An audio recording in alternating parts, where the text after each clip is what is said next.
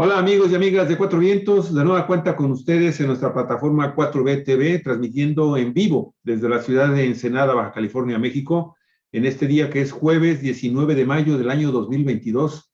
Y cuando son las 10 de la mañana, fíjate nada más, nos retrasamos un poquito con nuestro queridísimo amigo, colaborador de Cuatro Vientos, analista político, pues un comunista congruente, ahora está afiliado y trabaja también ahí políticamente de los críticos con argumentos en el partido Morena, pues una trayectoria dentro de la izquierda, amigos, de la izquierda auténtica en nuestro país, de muchas décadas, pero Jesús Sosa Castro también obviamente es colaborador de nosotros y es el titular del programa Desde la Izquierda que estamos transmitiendo precisamente en este momento.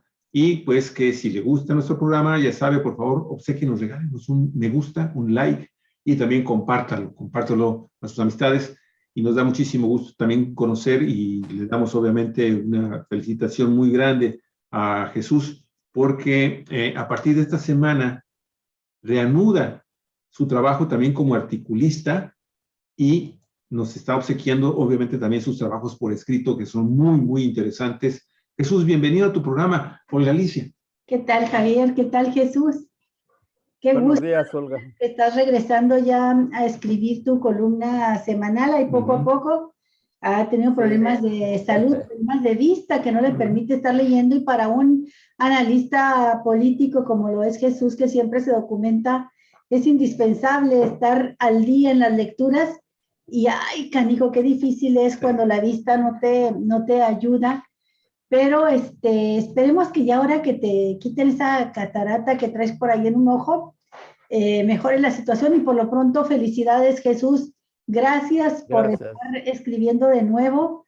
Tienes muchos lectores, muchos seguidores en diferentes medios, en tu propio espacio, pero aquí en Cuatro Vientos se te sigue y se te quiere mucho. Así es que gracias por reanudar tu trabajo de articulista. Jesús, vamos a platicar hoy, amigos, amigas de Cuatro Vientos, de un tema que a mí me parece fundamental, porque llevamos ya por lo menos 3 décadas, yo digo que más, que los problemas empezaron fuerte desde el gobierno de Zedillo, que fue el primero. Le achacamos la frase a Calderón de la declaración de guerra al narcotráfico, pero el primero que empezó a militarizar al país, a utilizar a los militares para trabajos de seguridad pública y de combate al crimen organizado, sin respetar ninguna normatividad, sin leyes de por medio que establecieran el uso de la fuerza, sin que existiera un decreto, un acuerdo del Congreso, sino por las pistolas del presidente, por su propia decisión, fue Ernesto Zedillo.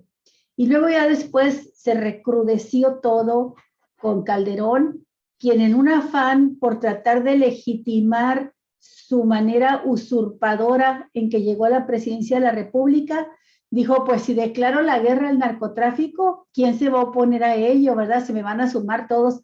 Hasta Margarita Zavala, que fue discreta como primera dama, que les gusta que les digan, salió a dar un mensaje a la nación pidiendo a todos unirse en torno a la lucha contra el crimen organizado. Cuando se refería a todos, pues quería prácticamente desactivar con esa frase el movimiento fuerte en contra, postelectoral, en contra del fraude electoral de 2006.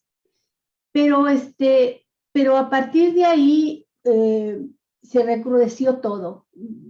Asesinatos, ejecuciones extrajudiciales, desapariciones, que es una crisis humanitaria que todavía estamos viviendo, fortalecimiento de cárteles como el de Sinaloa, estrechamente vinculado, ahora lo sabemos, a Genaro García Luna, ni más ni menos que el secretario de Seguridad Pública ya preso desde hace al menos 2 años en Estados Unidos por narcotraficante y por recibir millonarios sobornos del cártel de Sinaloa. Bueno, todo esto fue lo que se heredó al inicio del gobierno de López Obrador, que quiere hacer un cambio de paradigma, que plantea que no es a base de más armas, más balazos, más violencia, como se ha de combatir la violencia, y le critican su frase de abrazos no balazos. Es una manera de decirlo, pero lo cierto es que es una política que tiene varios ejes de una estrategia de combate al crimen organizado, donde la principal es la causa, atacar las causas de la violencia, las causas sociales. Él dice quitarle al crimen esa base social que son los jóvenes, atraer a los jóvenes con políticas sociales. Y por supuesto que no se deja de hacer también trabajo de inteligencia, de combate al crimen y de captura y aprehensión de delincuentes. Pero en ninguna parte de la República esta política ha logrado éxito tan notorio, tan contundente como sucede en la Ciudad de México. El día de antier, Claudia Sheinbaum estuvo, más bien el presidente de la República estuvo en la sede de gobierno de la Ciudad de México, así como recorre otros estados de la República, y ahora le tocó estar con la gobernadora, con la jefa de gobierno, Claudia Sheinbaum, y han dado un informe que a muchos nos dejó, aún a los que ya sabíamos de los avances que se estaban logrando, nos dejó con los ojos cuadrados, contentos por los logros realizados, y a muchos que no tenían la información, casi les da un soponcio a aquellos que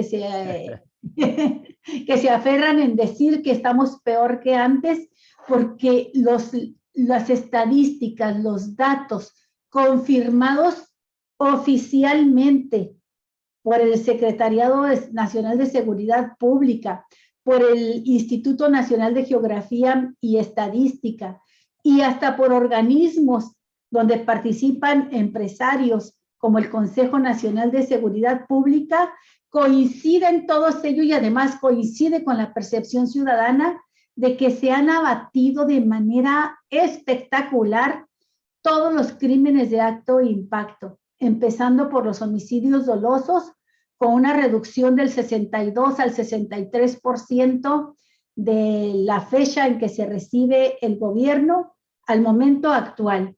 Y teniendo una población de más de 9 millones de habitantes, la Ciudad de México registra un promedio de 1.9 homicidios, ni siquiera los 2 homicidios por día.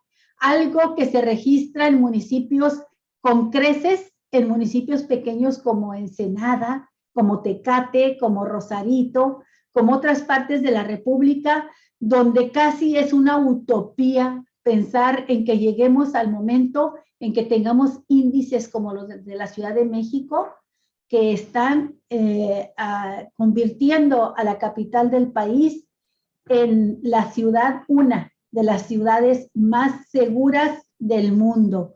Vivimos para verlo y estamos aquí para contarlo, Jesús.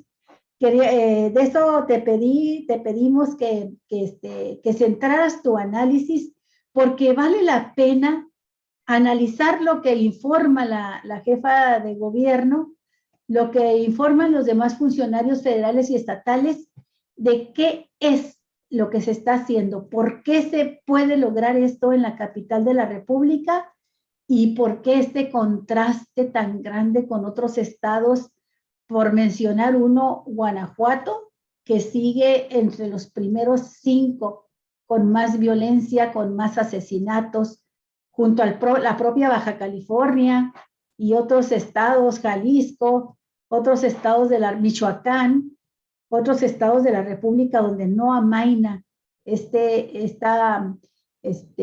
ahora sí que crisis humanitaria que estamos sufriendo. Adelante, Jesús, platícanos, ¿cómo viste tú ese informe ¿Y qué te dice tu análisis de las razones por las que ellos sí, allá ustedes sí, en Chilangolandia, han logrado estos éxitos? Adelante. Bueno, pues como ustedes, también comparto mi contento por los resultados que ha dado a conocer la jefa de gobierno aquí de la Ciudad de México. Me parece que hay a la vista de la opinión pública, de la gente, del pueblo, incluso yo mismo aquí donde vivo, que es la alcaldía de la Gustavo Amadero, que es la segunda alcaldía más grande de la ciudad, después de Iztapalapa, la violencia, los robos, el crimen organizado, la violencia, todo, había crecido de manera exponencial durante el gobierno de Mancera, de Miguel Ángel Mancera, ¿no? Y la gente estaba sumamente preocupada porque no se veía que sobre este asunto que el gobierno de Andrés Manuel López Obrador, cuando fue jefe de la Ciudad de México, jefe de gobierno, pues había reducido al mínimo y se había generado un ambiente de tranquilidad y de paz relativa, si se quiere, pero muy importante, en toda la ciudad, y se respiraba un ambiente de tranquilidad y de paz, ¿no? Pero el gobierno de Mancera aflojó las riendas y el crimen organizado se desató. Las bandas, sobre todo las bandas que operaban en la distribución y venta de los estupefacientes, especialmente en el centro de la ciudad, donde se encuentra Tepito, la Cuauhtémoc y otras delegaciones, pues se alzaron en un grado tal de violencia y de dificultades de inseguridad pública que las calles, el centro, sobre todo el centro histórico, se habían convertido en una especie de campo de batalla donde el crimen organizado había sentado sus reales y la gente era víctima de una serie de atracos diarios en la mayor parte de las calles, los comercios y las casas habitación, ¿no? Por eso ahora que la jefa de gobierno tiene en sus manos este asunto, pues yo digo que los resultados que ha dado a conocer son resultados excelentes y la gente los ha valorado y los ha apreciado de buen grado. Tiene una muy buena opinión, no solamente del estado de tranquilidad y de paz que se respira en la Ciudad de México, sino por la obra y por el ejercicio gubernamental que se está observando, que se está dando en la Ciudad de México, ¿no? Me parece que la obra pública, sumado al trabajo de inteligencia policial que ha desarrollado el gobierno de la ciudad, son dos factores, dos elementos que han venido caminando de manera paralela y que los resultados logrados a estas alturas pues son enormemente positivos. Yo creo que la eficacia del gobierno de Claudia Sheinbaum pues se debe, entre otras cosas, pues a lo que ha sido conocido públicamente, a su eficiencia, a su honestidad, a su trabajo. Es una mujer muy trabajadora, muy honesta y bueno, pues está rodeada, a mi juicio, de un equipo que le está echando la mano de manera muy positiva en los problemas centrales de esta enorme capital, de esta enorme ciudad, que se ha vuelto muy compleja, muy difícil para su manejo, ¿no?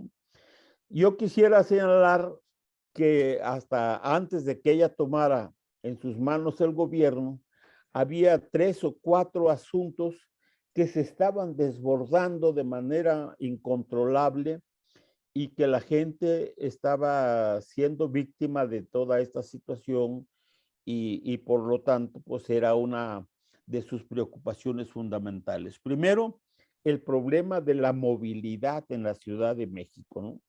Que era un problema muy serio, a pesar de que sigue siendo todavía complicado. La verdad es que ahora hay una situación un tanto distinta porque se ha modernizado el transporte, se ha echado mano fundamentalmente del transporte colectivo, como es el metro, como es el metrobús, como es el cablebús y todo este transporte colectivo que ha venido a resolver de manera muy importante sobre todo el traslado de miles y miles de personas que vienen desde la periferia de la ciudad al centro a trabajar y que en las mañanas era simple y ya, generalmente complicadísimo llegar al centro de trabajo, ¿no? En alguna ocasión yo tuve necesidad de transportarme en el metro rumbo hacia la calzada de Ignacio Zaragoza y hacer un cambio allí en el metro Pantitlán. Y la verdad es que tardé como hora y media para salir de todo el problema que significaba el amontonamiento, el congestionamiento de las distintas vías de acceso y de salida de este lugar, porque eran miles y miles de personas que llegaban pues por distintas rutas y que se encontraban prácticamente secuestradas por varias horas o por varios minutos en este lugar. Todo esto se ha resuelto de manera positiva y se ha hecho una valoración, me parece a mí, correcta por parte de la gente. La segunda cuestión que me parece muy importante que también se ha atendido es el problema de la seguridad, ¿no? La Ciudad de México, a pesar de su complejidad, a pesar de los enormes problemas que tenía, a pesar del desbordamiento del crimen organizado que durante el ejercicio de gobierno de Miguel Ángel Mancera había rebasado los límites, ahora está controlado. Se ha aprendido a las bandas principales de Tepito y de la zona céntrica de la ciudad. Se ha acabado con la extorsión que se estaba dando en las calles, el abuso y el robo en el transporte público ha bajado de manera considerable y también el robo y los secuestros que se estaban convirtiendo en una situación sumamente grave aquí en la ciudad. Ese asunto también se ha resuelto, ¿no? Ahora, el otro problema es, a mi juicio, la principal visión que tiene la gente de la honestidad y de la eficacia en el ejercicio del gobierno de la Ciudad de México, ¿no? Me parece que la gente valora de manera muy positiva la forma de cómo Claudia está atendiendo los problemas sociales de la ciudad. Si uno va a lo que antes eran los jardines, los espacios públicos que estaban completamente abandonados, oscuros en la noche, inseguros, con mucha violencia, con mucha gente en las calles durmiendo en una situación de miseria visible y demás, ¿no? De abandono, de cientos, de decenas de personas en las glorietas y demás. Todo eso se ha terminado, ya no se ve esa situación, ¿no? ¿Debido a qué? Bueno, yo digo que debido a la inversión pública que ha hecho el gobierno de la ciudad para darle atención a todos estos servicios, a todas estas necesidades que antes simple y llanamente no se atendían, ¿no? Y que ahora son parte de la prioridad administrativa del gobierno. Es un lujo ir, por ejemplo, a la parte sur de la Ciudad de México, Xochimilco, Milpalta, Cuemanco, Iztapalapa, aquí por el aeropuerto donde estaba el bordo de Xochiaca, en fin, todos esos que eran tiraderos de basura, centros de contaminación ambiental, donde la gente se había posesionado de espacios y generado una serie de atropellos a la vida social de esas zonas, pues se han convertido ahora en lugares preferidos de mucha gente, de miles de personas que van a distraerse, que van a disfrutar de la tranquilidad de los jardines, de los espacios públicos atendidos,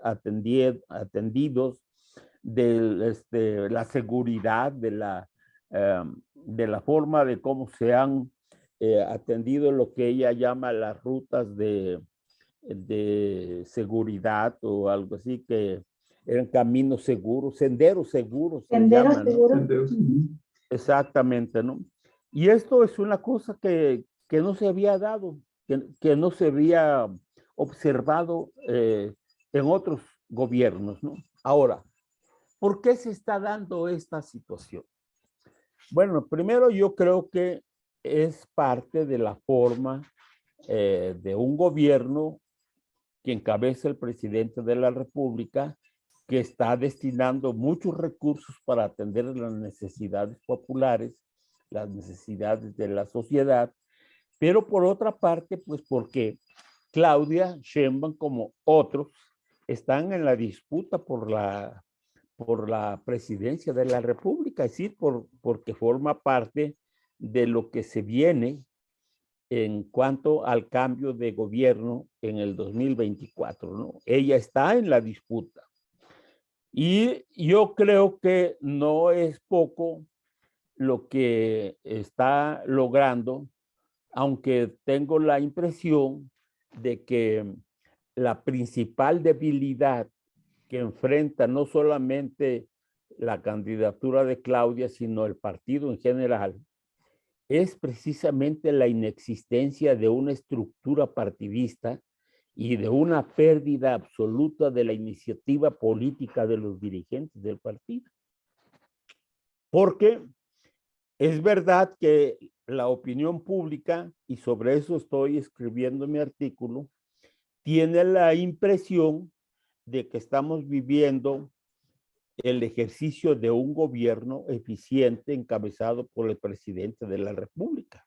No es casual el nivel de aceptación que tiene el gobierno federal en todo el país. Pero es el gobierno federal, es el presidente de la República y una parte de su equipo fundamental, ¿no? Tal vez el más cercano a su gabinete, es decir, en su gabinete, ¿no?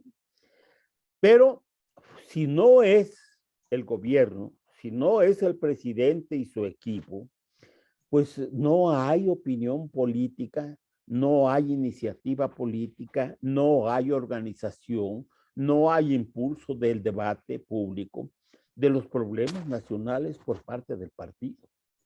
Entonces, esta es una situación que se vive en todos los estados de la República y yo creo que se siente de manera más importante aquí en la Ciudad de México, donde los grupos que apoyan a Claudia, me parece a mí que están generando un ambiente de confrontación y en cierta forma de división entre los demás grupos, entre las demás personajes que se hacen pasar o que piensan que son posibles candidatos a la presidencia de la República, ¿no?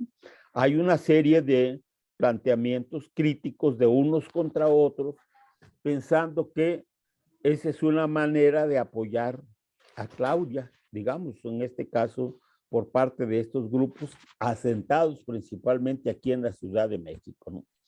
Y no hay partido aquí, no hay estructura partidista, ¿no?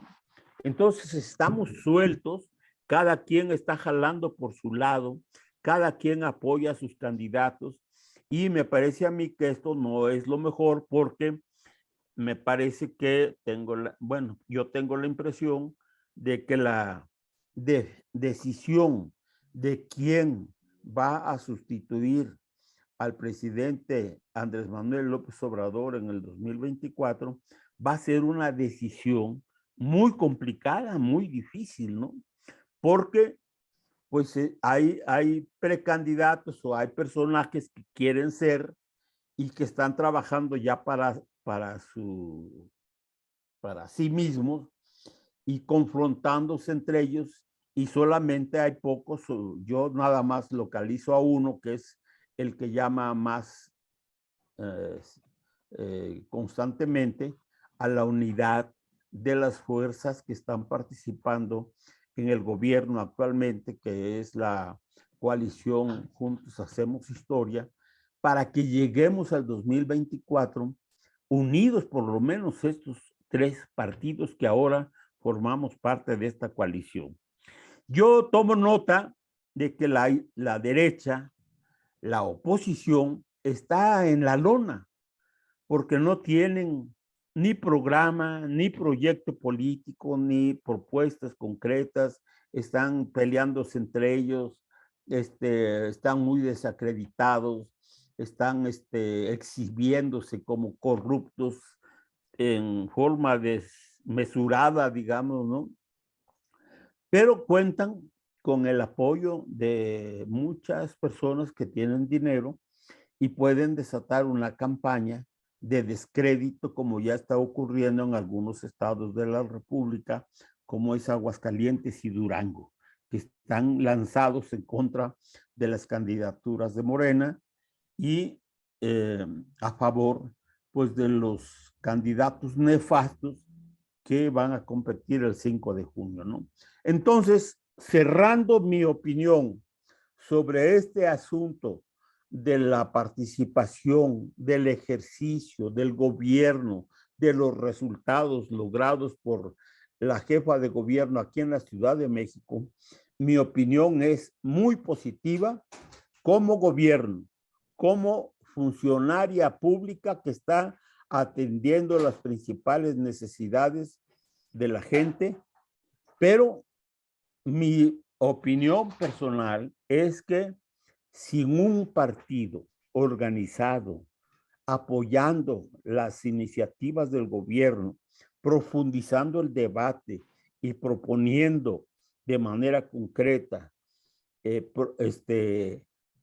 asuntos, ideas, proyectos para fortalecer y profundizar los resultados administrativos y políticos de este gobierno, pues corremos el riesgo de que la persona que sustituya a Claudia en el cambio próximo, en la jefatura de la Ciudad de México, pues llegue al gobierno y lo que hemos logrado como avances los perdamos, precisamente porque no hay un aparato, un partido, una fuerza que le dé sustento y fuerza a lo que se está haciendo como parte del trabajo de gobierno. Esa es mi opinión sobre estas cuestiones. Otra cosa es pues ya está desatada la campaña para el cambio del 2024, ya están haciendo trabajo los que se consideran precandidatos. Hay algunos con más presencia que otros, pero me parece a mí que el posicionamiento del presidente de la República, en el sentido de que no habrá tapado, de que será el pueblo el que decida, pues eso es importante. Eso es importante y hace falta saber cuál es el proyecto que proponen, porque excepto uno que es, me parece a mí, Gerardo Fernández Noroña, que tiene un proyecto, un programa diario en contacto con la gente, que está recorriendo el país y cosa que no hacen los demás que quieren ser candidatos, pues es lo que quiere la gente, quiere saber qué es lo que se propone, ¿no? Y por lo tanto, me parece a mí que la situación no va a ser fácil para el momento en que tengan que definirse las candidaturas para la presidencia de la República, para lo que viene en adelante. Esa es mi opinión, Olga y Javier. Jesús, qué bueno que subrayas en esta última parte de tu primera intervención en el programa la categoría de candidata que tiene a la presidencia, como candidata o como precandidata en este momento, porque ya lo es, a la presidencia de la República por el partido Morena, Claudia Sheinbaum. Porque finalmente, para poder entender también estos números que se presentan en materia de seguridad pública en la Ciudad de México, pues hay muchísimas cosas más que hay que recordar. Primero que nada, que esta Ciudad de México pues, es la capital del país. Es también la ciudad más grande en población, ¿sí? Y obviamente en densidad poblacional, por cada hectárea que tiene la Ciudad de México, es enorme, que se ubica dentro del Valle de México, en donde convergen otros estados de la República. Porque muy frecuentemente la oposición utiliza lo que está sucediendo en los alrededores, en la periferia de la Ciudad de México, en materia de inseguridad, y se la achacan directamente a la Ciudad de México, cosa que evidentemente pues, es una situación totalmente equivocada. Pero estamos entre un mediatismo y una propaganda que, bueno, precisamente obedecen a la categoría tan grande que tiene Claudia Sheinbaum como la probable candidata de Morena a la presidencia de la República en el 24. En cuanto a finalmente, si vemos, si realmente tuviéramos la oportunidad de meternos en la cabecita del presidente de la República, Andrés Manuel López Obrador, así como lo hicieron aquella película de yo, me voy a meter a la cabeza de Michael Djokovic, ese actor, tremenda película, buenísima, se la recomendamos mucho. Si tuviéramos nosotros la oportunidad de meternos en su cerebro y ver qué es lo que está pensando, evidentemente la candidatura de Andrés Manuel López Obrador va por Claudia, porque Claudia tiene muchos años, décadas, trabajando en el equipo de Andrés Manuel López Obrador. Tú lo sabes, Jesús, Olga también pues, obviamente lo sabe, y ha trabajado desde la base, ¿sí? Desde que la Ciudad de México fue ganada por la oposición, en aquel entonces de izquierda, y que, pues, finalmente, no hay que olvidarlo, llega con Cuauhtémoc Cárdenas. Y cuando llega Cuauhtémoc Cárdenas a la titularidad, que antes era la regencia de la Ciudad de México, había una regencia, te recordarás, durante los gobiernos del PRI.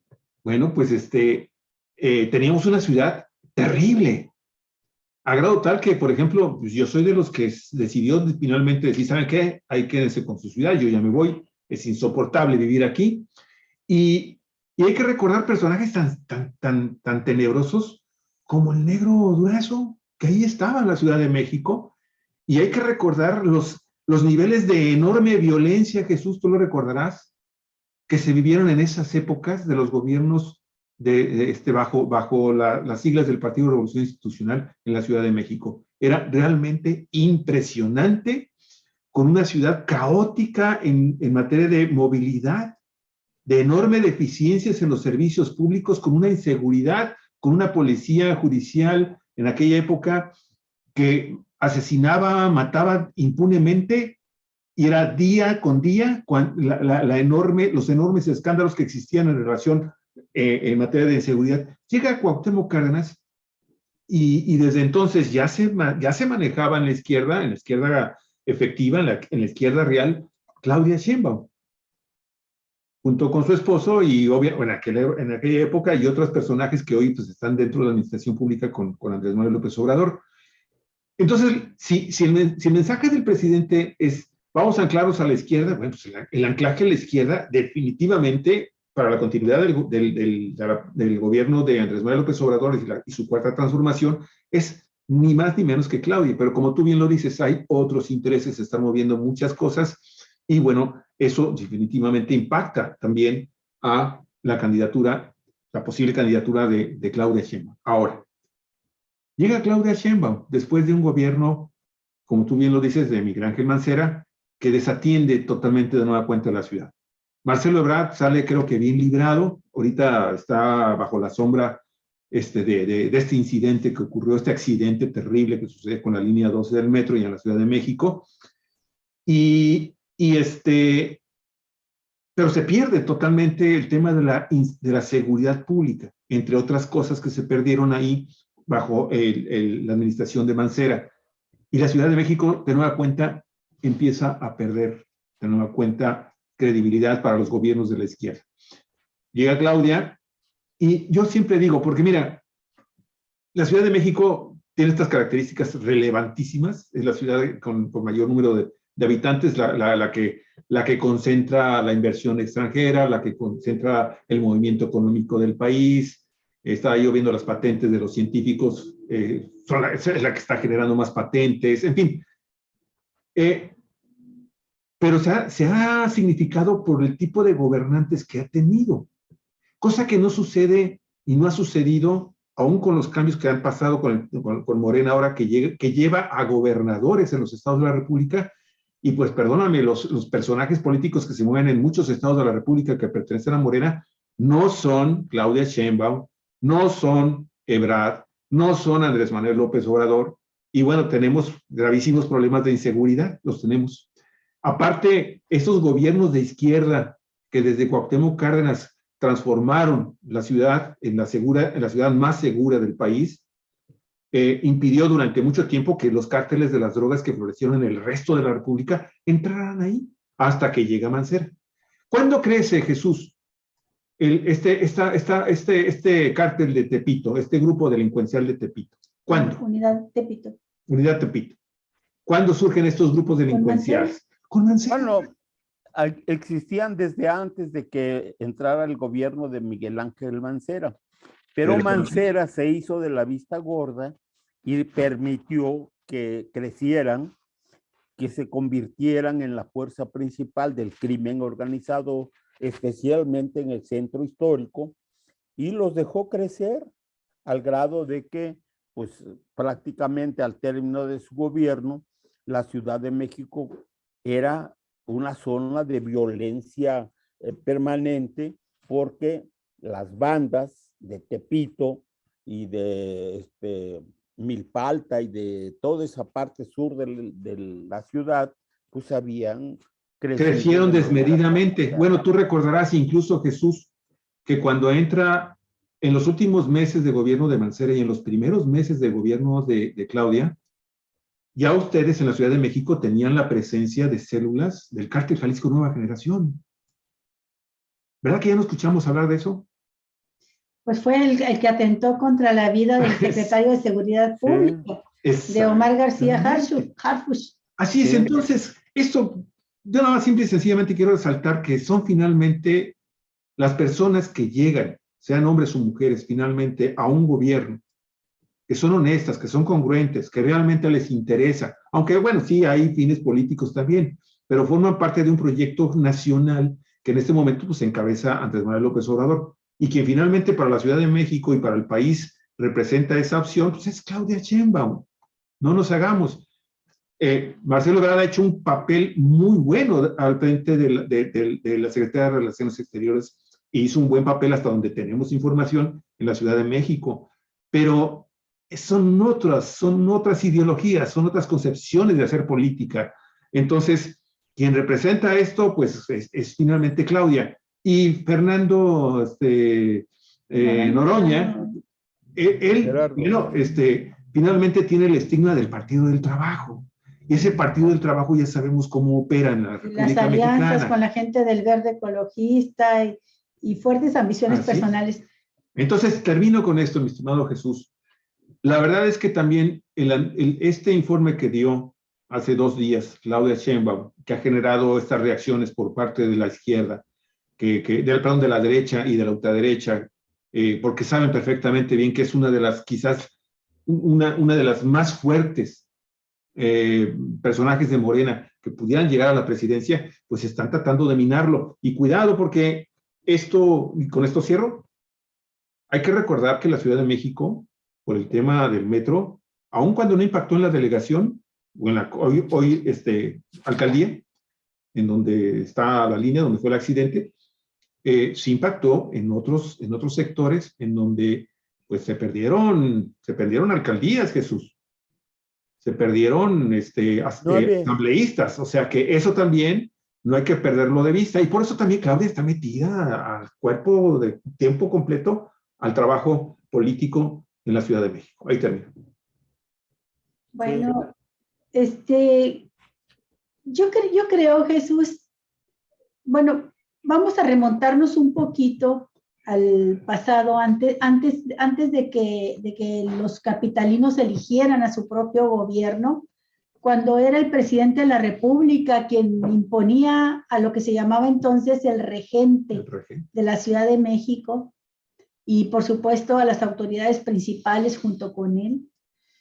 En esos años, quienes vivíamos fuera de la capital, en lo que le dicen provincia, quienes vivíamos en Chihuahua, en cualquier lugar de la República, cuando teníamos que ir por cualquier asunto a la capital, nuestras madres casi nos echaban la bendición y nos íbamos así llenos de preocupación por los altos índices de delincuencia que se registraba en la Ciudad de México.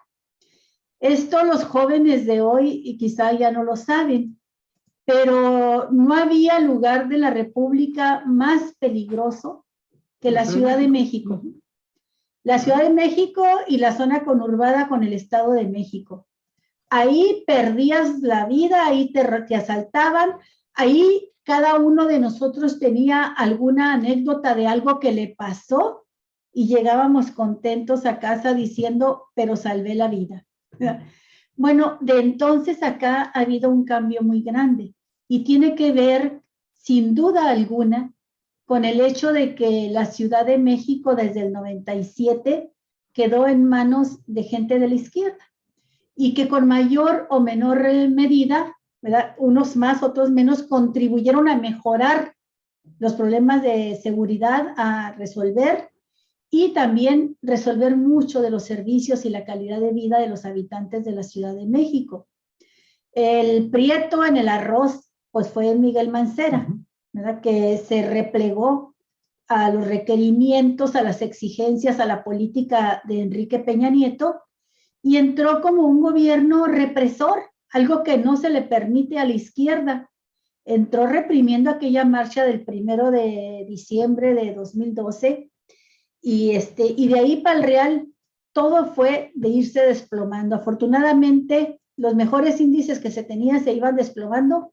Afortunadamente, bueno, pues no salió, se terminó el tiempo corre y también le tocó su fecha de irse, ¿no? De ahí de la jefatura de gobierno. Y entra Claudia.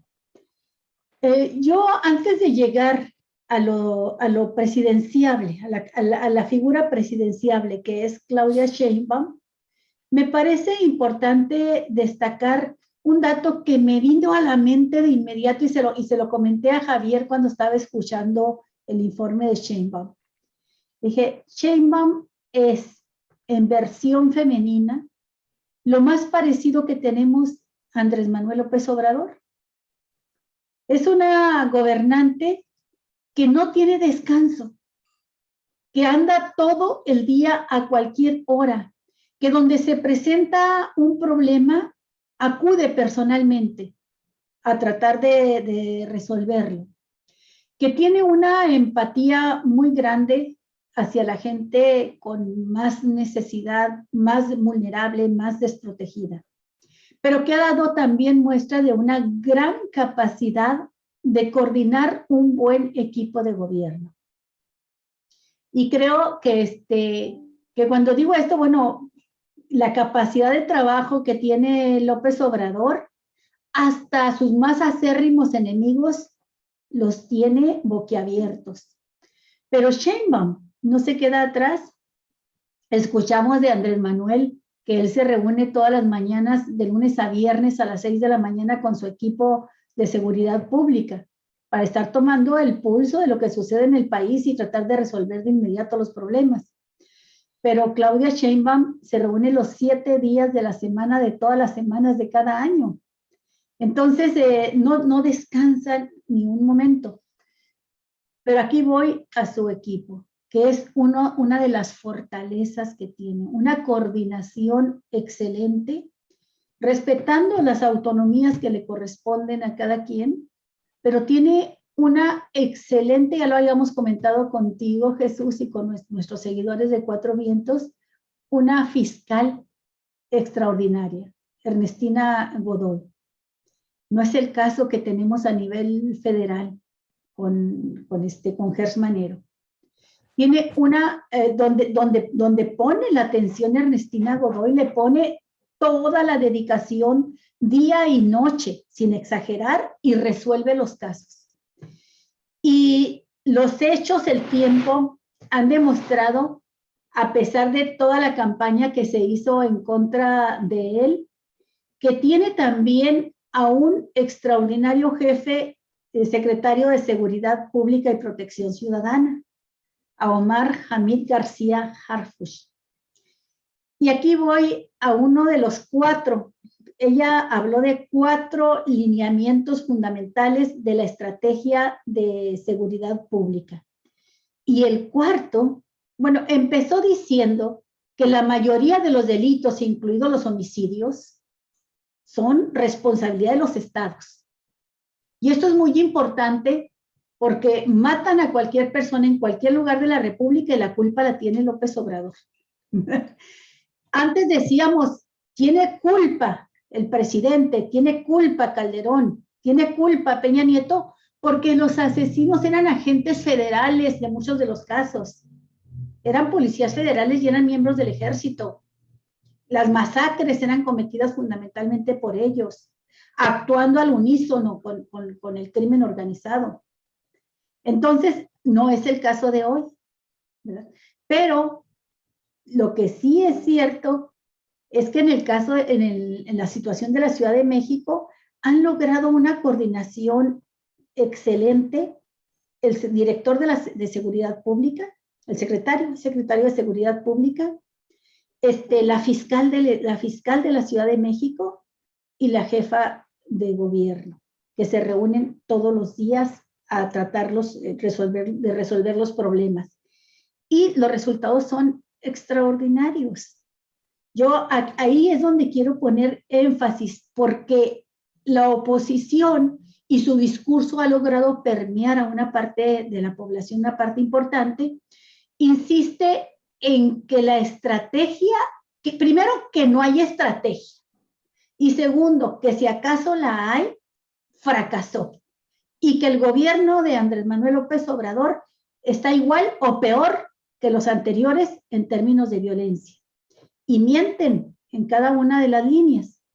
Pero cuando entró a gobernar López Obrador, dijo que él pensaba que en un plazo de 3 años, nadie sabía que se iba a venir la pandemia y todo lo que sucedió,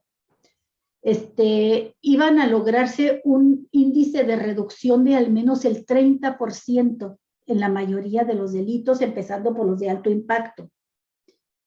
En la Ciudad de México es el doble de la reducción en prácticamente todos los delitos bueno, es el 58% en los delitos de alto impacto y hasta el 62-63% en homicidios dolosos y un porcentaje todavía mayor, por ejemplo, en robo de vehículos con violencia, es casi el 71%. En robo de vehículos en general, también una disminución del 60%. Esas son las cifras.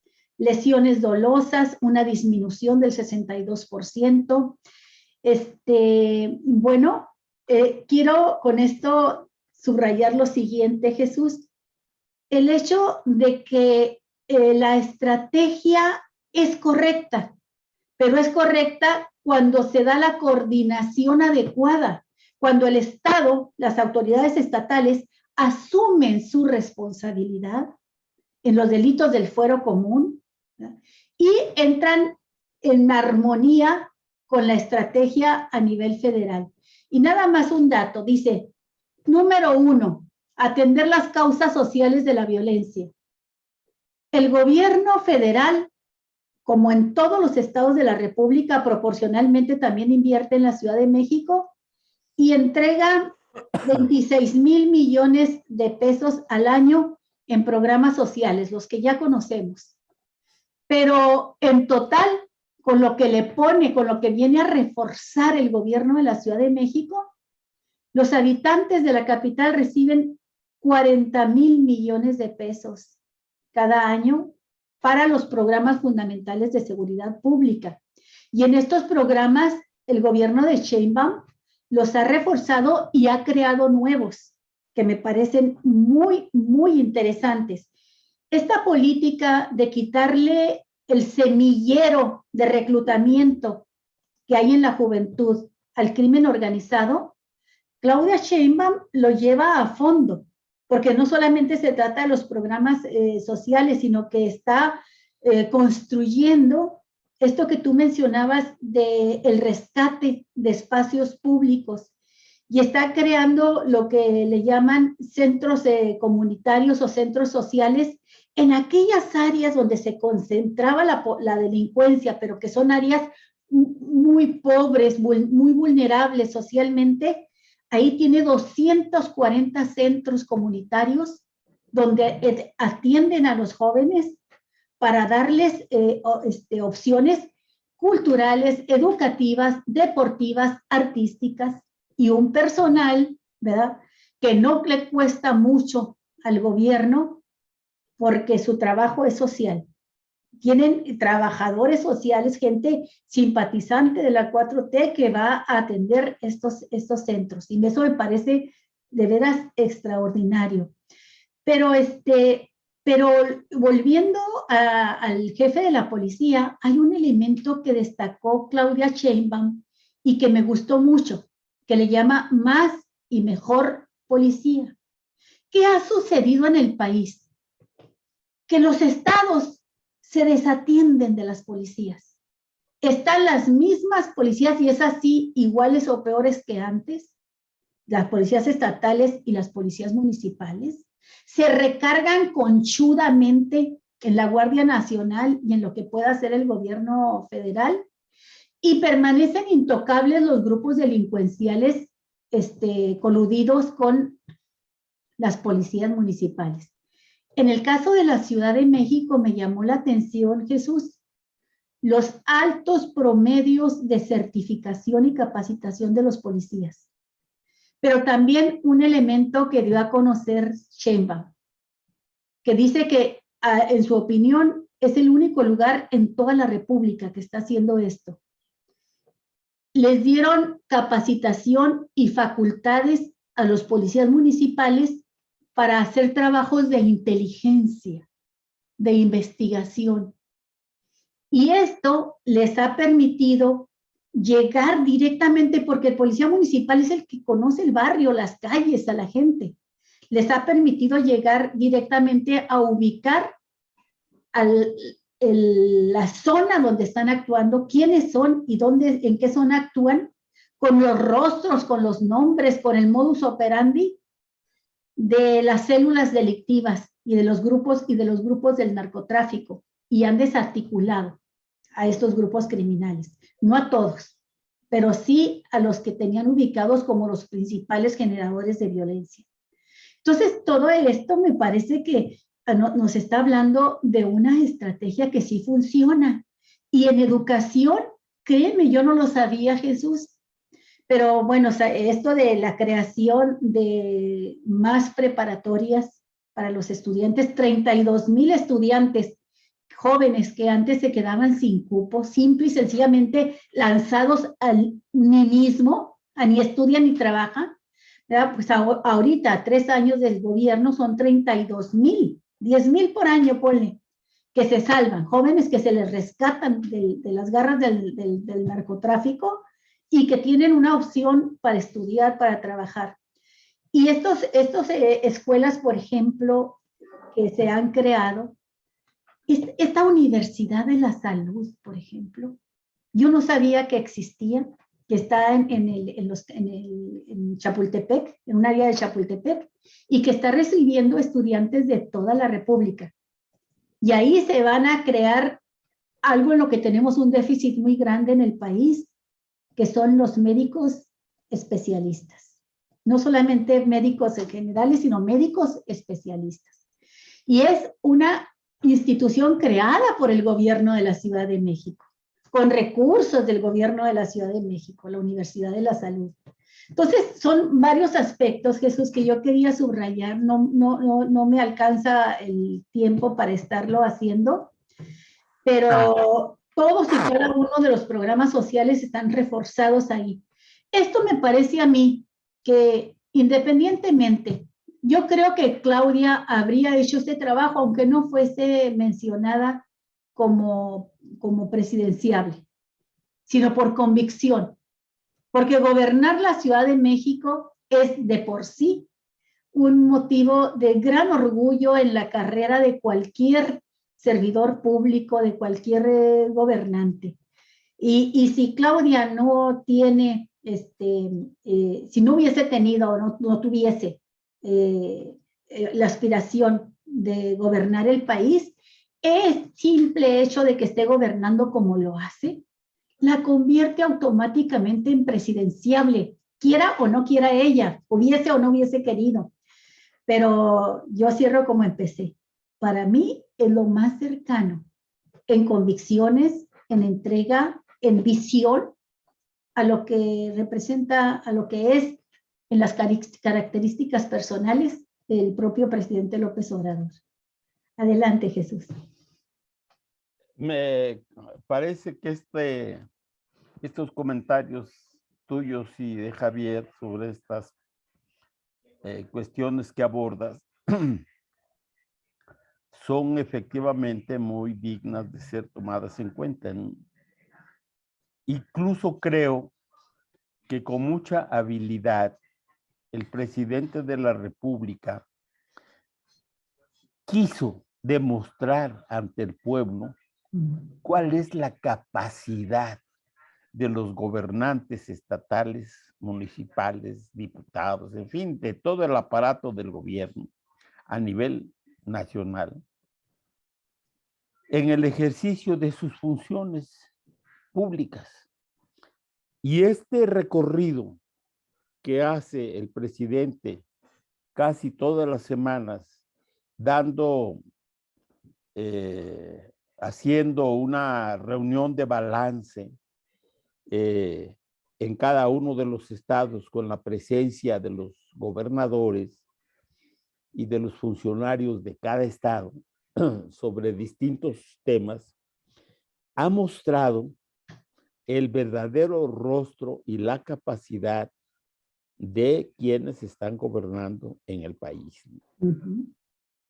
Y la verdad es que si uno compara los informes rascuachos que dan algunos gobernadores frente al presidente de la República cuando está en su estado correspondiente, sobre lo que ha hecho, sobre lo que está haciendo en su estado, comparándolo con el informe que dio Claudia Sheinbaum, me parece que la distancia entre unos y ella es infinitamente superior lo que ha hecho Claudia en la Ciudad de México. Porque ella ha mostrado que es capaz no solamente de manejar el folclore político como hace Samuel García, por ejemplo, cuando estuvo recientemente ahí frente al presidente de la República, que yo no sé si oíste su informe, su intervención al inicio de la mañanera allí con el presidente de la República presente, ¿no? O cuando está frente a este gobernador del estado de Jalisco,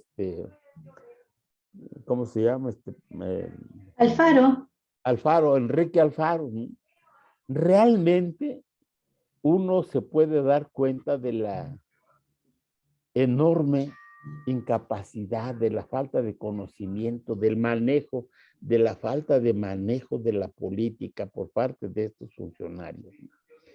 Y Claudia, al contrario, me parece que el nivel mostrado por Claudia, no solamente como gobernadora de la Ciudad de México, sino como lo bien señalas tú, como posible, quiera o no, lo busque o no, como candidata a la presidencia de la República, me parece que ha mostrado capacidad, ha mostrado empatía, ha mostrado conocimiento, manejo de la política, y es una mujer con mucha, ¿cómo podría yo decir? Con muchas tablas políticas, ¿no? Cosa que no tienen los demás gobernantes y los demás funcionarios, incluyendo a muchos de los compañeros gobernadores que son de Morena o que Sí. fueron propuestos por Morena, ¿no? Ahora, yo creo que Claudia tiene no solamente la simpatía, sino las credenciales, el perfil para ser la candidata a la presidencia de la República. Pero hay que tomar en cuenta algunos factores que le pueden ser negativos. Primero, en México todavía hay una corriente muy fuerte, machista, que no le gustaría que nos gobernara una mujer. Es decir, ese prurito discriminatorio que considera que una mujer no tiene la capacidad de enfrentar las complejidades que significan ser gobernantes de un país, sobre todo en los momentos de tanta complejidad a nivel mundial como la estamos viviendo actualmente, ¿no? Y algunos se van con la finta de que lo que hay que poner por delante no son tanto las capacidades para atender la política interna, sino la política externa. Y se van con la idea de que el candidato idóneo para estar en condiciones de enfrentar al adversario a nivel internacional es Marcelo Ebrard, ¿no? Porque lo consideran una persona eficiente, con muchas relaciones políticas, con conocimiento de los problemas mundiales en la rama de la política exterior, etcétera, ¿no? Pero esta posición es engañosa, como es también necesaria la participación de cualquier otro candidato que maneje las dos, ¿cómo podría yo decir? Los dos asuntos, los dos niveles de gobierno, ¿no? La parte interna de un país tan complicado como el nuestro y las relaciones internacionales que también están bastante complicadas en estos momentos, ¿no? Yo, sin embargo, creo que finalmente la gente va a valorar el trabajo de cada quien. Y el trabajo de Claudia aquí en la Ciudad de México me parece que es, a la vista de todo mundo, un trabajo excelente, ¿no? Un trabajo que está a la vista de todos, que tiene sustento, que está hecho no de manera improvisada, sino que obedece a un proyecto, a un programa, a una estrategia que ha venido desarrollando Claudia desde que es funcionaria pública. Yo recuerdo su trabajo desde que estuvo como responsable de la Secretaría de Medio Ambiente, me parece, cuando fue jefe de gobierno López Obrador. Jefe de gobierno Andrés Manuel López Obrador, y ella finalmente fue la responsable de la construcción de los segundos pisos aquí de la Ciudad de México, ¿no? ¿Y del Metrobús? Del Metrobús y demás, ¿no? Entonces, tiene mucho, mucho a su favor y yo creo que eso va a pesar, va a definir la candidatura a su favor en, pues, a principios o a mediados del 23. Yo supongo que por ahí más o menos va a empezar la campaña, ¿no? Los otros compañeros, bueno, pues tienen su simpatía. Me parece a mí que habilidosamente el presidente de la República ha puesto sobre la mesa los nombres de distintas personas un poco para despistar la cosa, ¿no? Y la manera de cómo él piensa que debe resolverse, que es a partir de una consulta, de una encuesta, pues yo creo que allí lo que va a determinar el resultado final, pues es la apreciación que la gente tenga del trabajo de cada quien.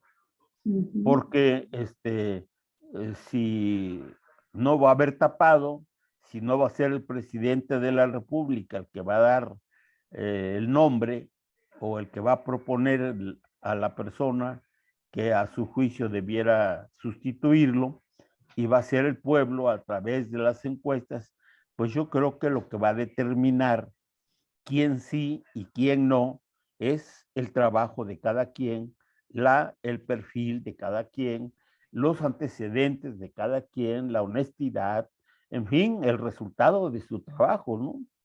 Porque de otra manera, pues uno estaría en una situación difícil de decir, bueno, pues como este es el que me gusta, pues vamos a votar por él, porque no siempre lo que a uno le gusta es lo mejor para el proyecto que queremos que se consolide, ¿no?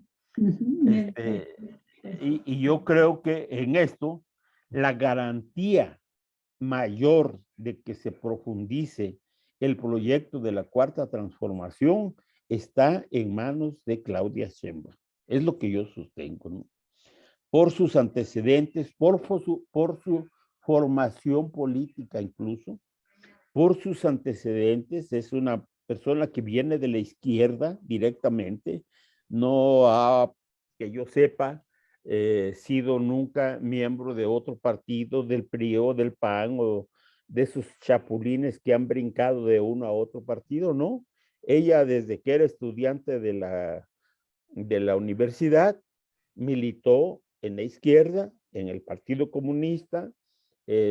Allí hizo mucho de su trabajo, allí se construyeron sus principales relaciones, allí la conoció el presidente actual de la República.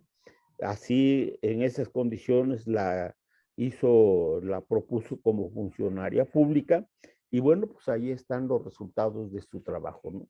Entonces, pues yo creo que Claudia tiene una serie de ventajas que no tienen otros compañeros, dicho esto con todo respeto, porque pues hay personas que aseguran que tienen el apoyo del pueblo, pues porque recorren el país y les aplauden y les echan flores y demás, ¿no? Pero bueno, pues también tiene que ver qué tanto tienen que aportarle al proyecto, o qué tanto han aportado al proyecto político que estamos viviendo y que estamos tratando de sacar adelante, ¿no? Sí. Pues esta es mi opinión, Olga y Javier, sobre el trabajo de la jefa de gobierno. Me parece que está haciendo un buen trabajo, tiene el perfil adecuado, y bueno, insisto en algo que yo veo y que siento que sigue siendo la principal debilidad a mi juicio, que es el desmadre que vivimos en el partido, ¿no? Por allí yo oí una noticia, por ejemplo, de que este compañero John Ackerman, que es el principal referente que está tratando de organizar la disidencia contra Mario Delgado en el seno de Morena, está apoyando al candidato del PAN en Durango. No sé si sea cierto o sea una falsa opinión, una falsa versión, ¿no? Yo creo que es una manera de estar, pues desacreditando. Francamente no lo creo, ¿eh? Yo creo que son de las noticias falsas que desparraman, pero yo no veo a Hackerman Ayón en ese papel. Así es.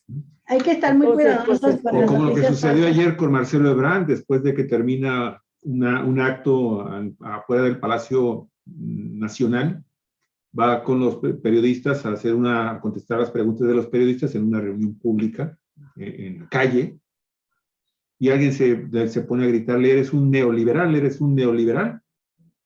y empezó a gritarle, Claudia presidente, o sea, este tipo de cosas van a comenzar a suceder en todo el país, van a tratar de enfrentar finalmente a la gente de Morena y a los candidatos, ¿no? A las personas que están siendo mencionadas como presidenciables, evidentemente, ¿no?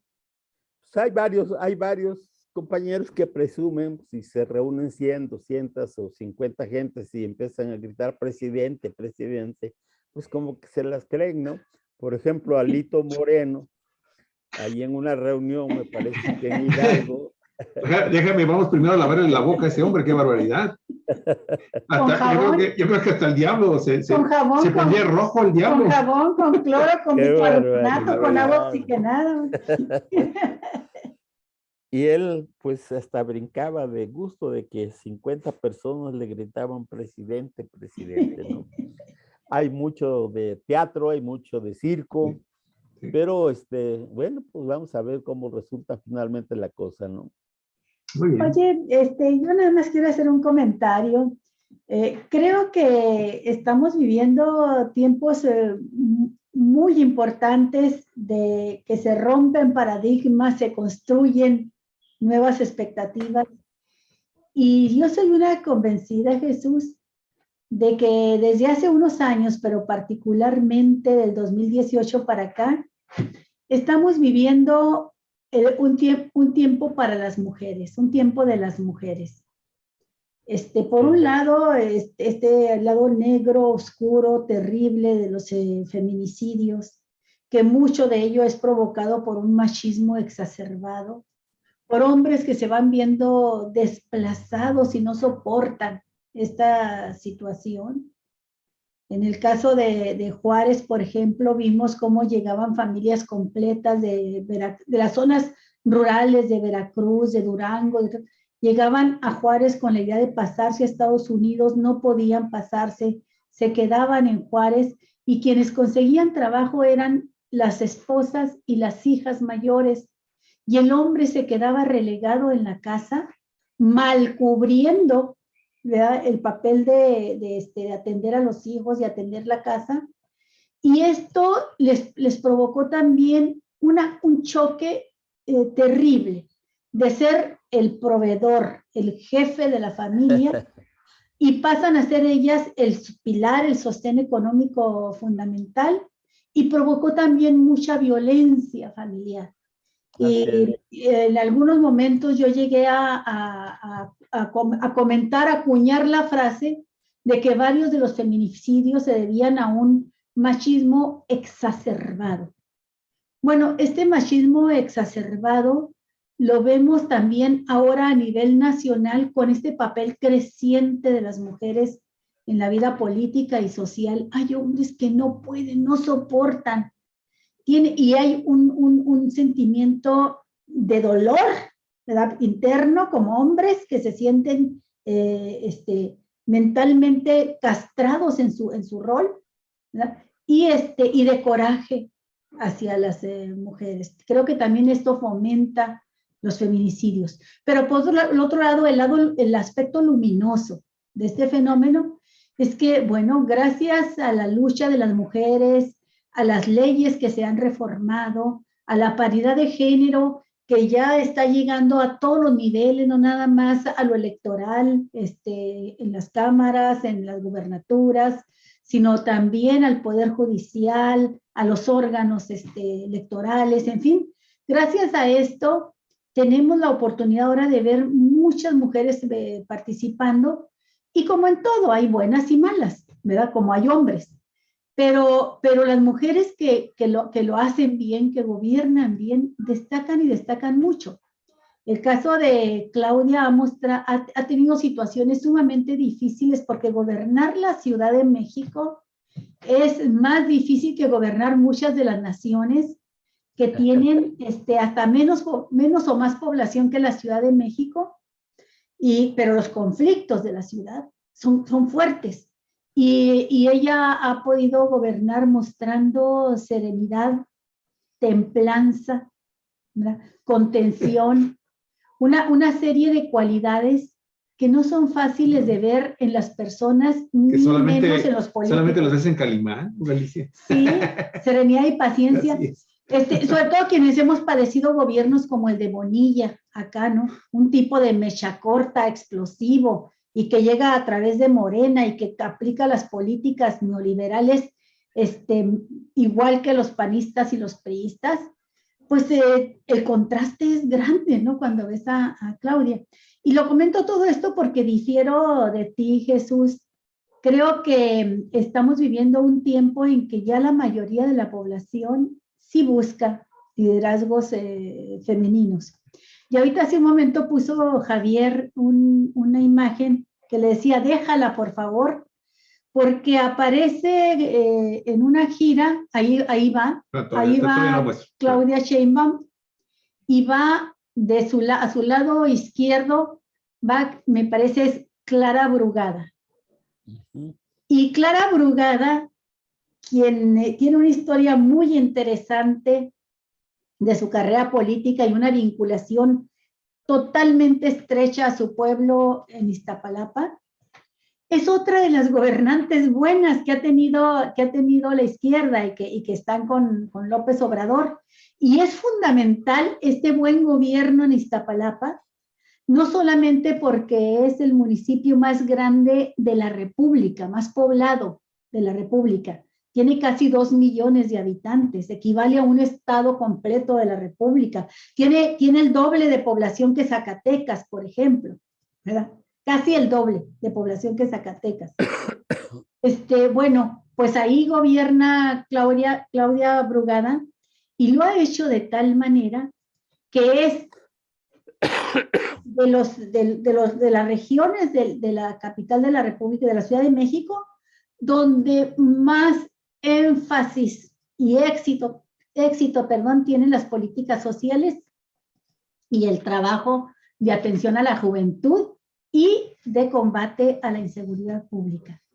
Entonces, y es una mujer que tiene ya la experiencia, la capacidad. Yo la vería a ella incluso como próxima jefa de gobierno de la Ciudad de México, porque tiene esa experiencia, tiene esa capacidad y tiene esa formación también del tipo López Obrador, Claudia, y ella, Clara.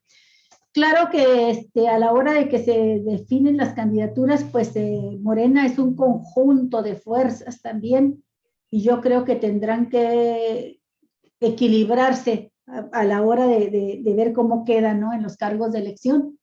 Pero lo quería mencionar, Jesús, porque yo sí difiero contigo ahí. Creo que el machismo está a la baja. O sea, que las expresiones machistas, violentas, de feminicidios y demás, es una minoría exacerbada, pero que en general va permeando en la población cada vez más la idea de que México no solamente está más que puesto ya para desarrollar a niveles superiores la democracia participativa, por ejemplo, que propone López Obrador en varias de sus reformas, sino también con dar roles de mayor nivel a las mujeres, y no creo que estemos lejos, que el 2024 puede ser el momento en que ya este país que tenga como mujer en la presidencia una mujer. Así es que ahí espero tener yo la razón, y no tú, Jesús, que siempre eres muy fino y le atinas a tus pronósticos. Yo aquí espero que te equivoques. Sí, yo comparto la opinión de que en Morena se están desarrollando un buen número de cuadros importantes, ¿no?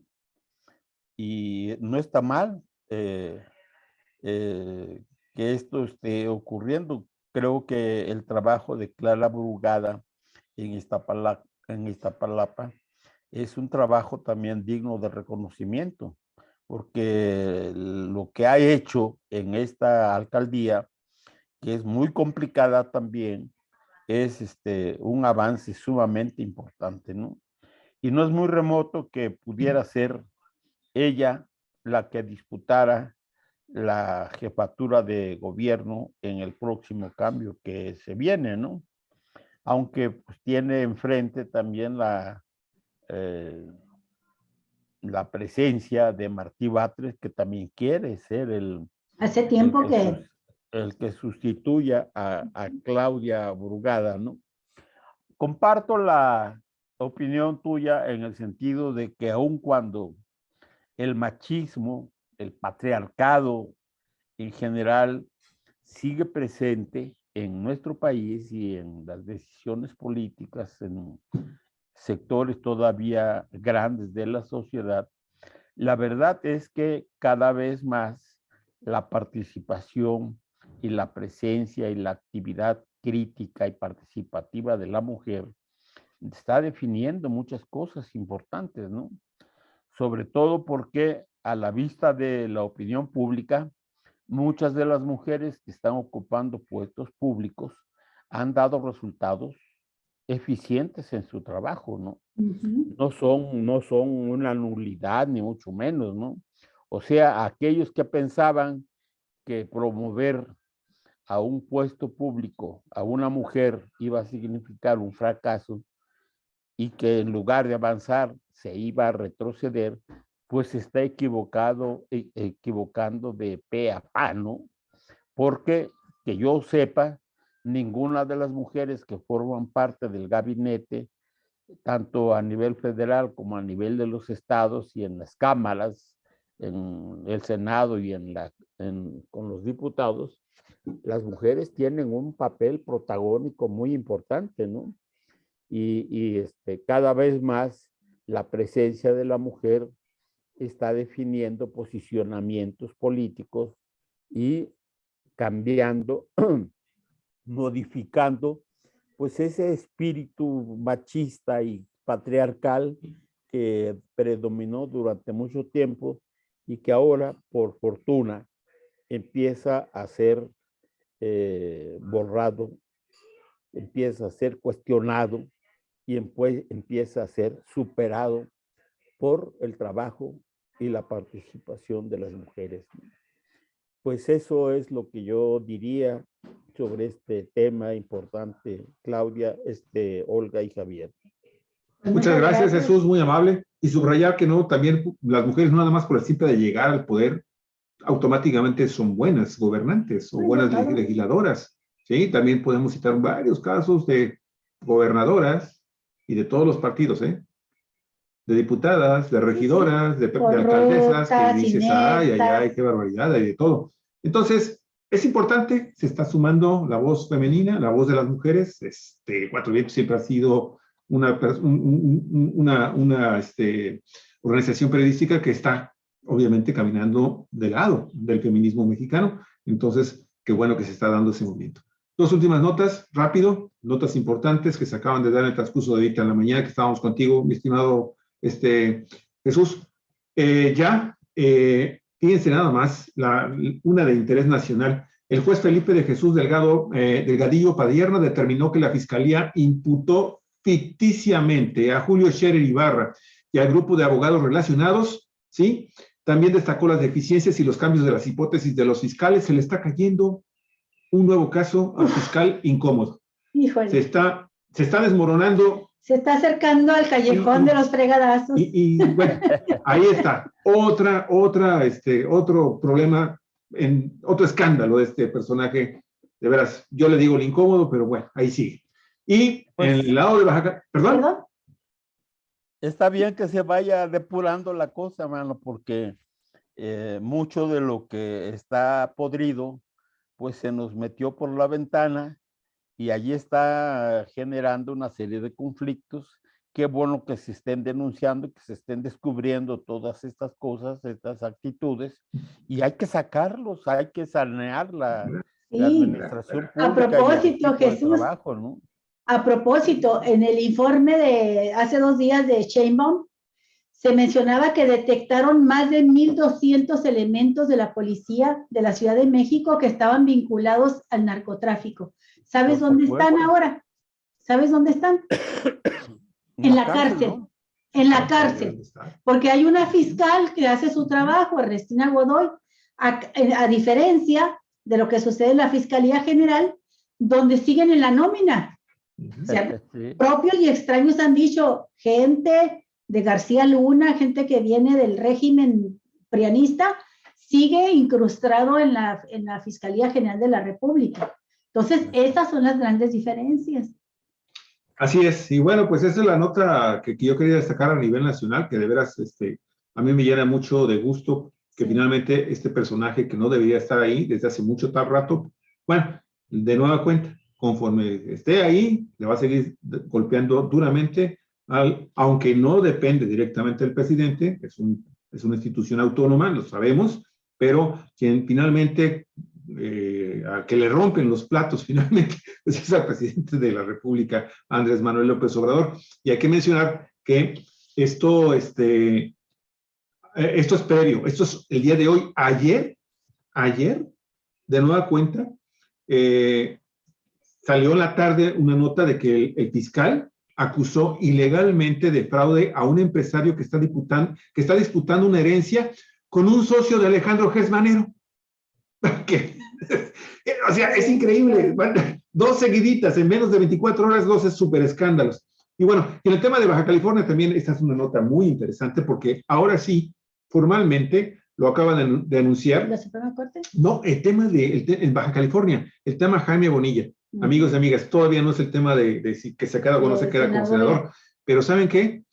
Aquí en Baja California, el gobernador Jaime Bonilla estuvo involucrado en un acto, por decir lo menos irregular, con la entrega de un contrato a una compañía energética para una planta fotovoltaica en Mexicali, que forma parte de un superconsorcio transnacional que se llama Next Energy, ¿sí? De Gran Bretaña.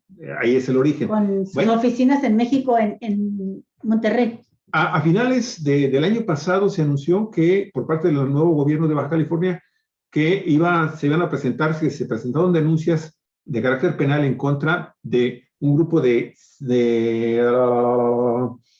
7 funcionarios acusados de peculado, coalición de servidores públicos y con un impacto negativo en las finanzas estatales por 12,000 millones de pesos, en donde se involucraba precisamente a Jaime Bonilla y a varios de sus funcionarios. Bueno, el fiscal como que andaba así como que sí digo, no digo, sí está Bonilla, no está Bonilla en este paquete.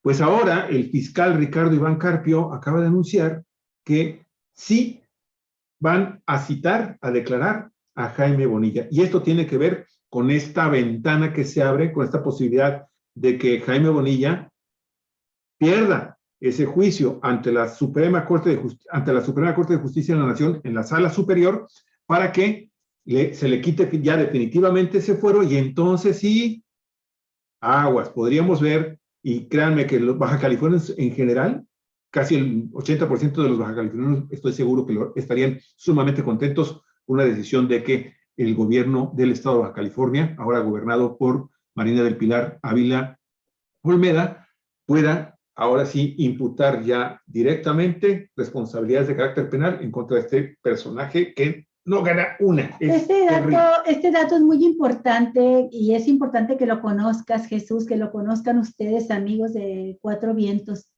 Cuando Bonilla hace este contrato con Next Energy México, compromete al estado de Baja California con un daño, le provoca un daño de 12,000 millones de pesos. Y lo hace sin tener facultades para ello, porque los gobiernos de los estados no tienen facultades para entregar contratos relacionados con la generación de energía eléctrica. Eso le corresponde únicamente al gobierno federal.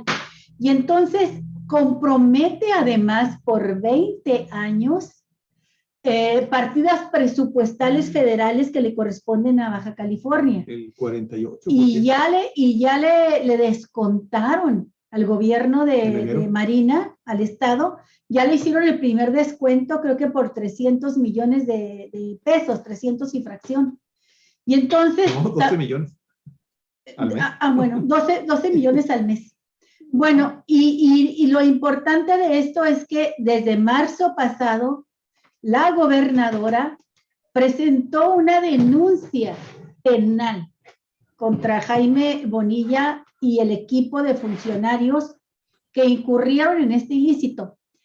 Esto es importante, Jesús, porque tú recordarás que hace unos meses, el año pasado, apareció una fotografía de Bonilla con prácticamente todo su gabinete en Palacio Nacional y soltaron el borrego de que era porque andaba viendo en qué decidía quedarse en el gabinete. Que el presidente de la República le ponía sobre la mesa un puesto en la Secretaría de Gobernación o la Secretaría de Comunicaciones y Transportes, pero algo no checaba. ¿Por qué iba a ir Bonilla con todo el gabinete para ver qué le iba a dar el gobernador, el presidente de cargo en su gabinete? Del gabinete de Bonilla con el presidente. Pues no, es que se llevó a todos a que le explicaran al presidente que era correcto lo que habían hecho de avalar esa planta fotovoltaica con una transnacional a partir de esa nefasta figura que le llaman asociación pública-privada, que termina entregando los recursos del Estado y sus partidas presupuestales por décadas, ¿verdad?, a las empresas privadas extranjeras. Entonces, esa fue la razón por la que se reunieron aquella vez.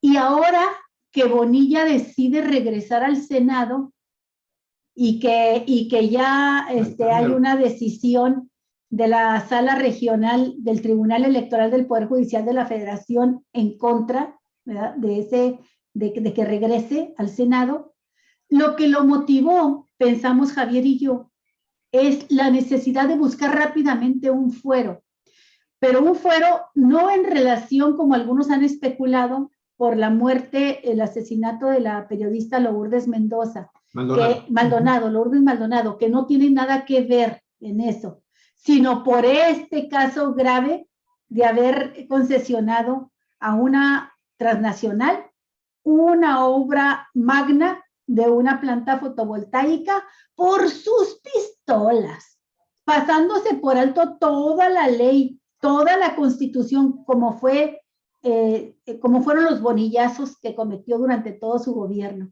Entonces yo nada más quería hacer este comentario, Jesús, porque creo que la gente que escucha el programa allá en la Ciudad de México debe de saber que existe esta persecución ya de carácter legal contra Bonilla, que no viene de la oposición, aunque fue la oposición quien se opuso a que regresara al Senado.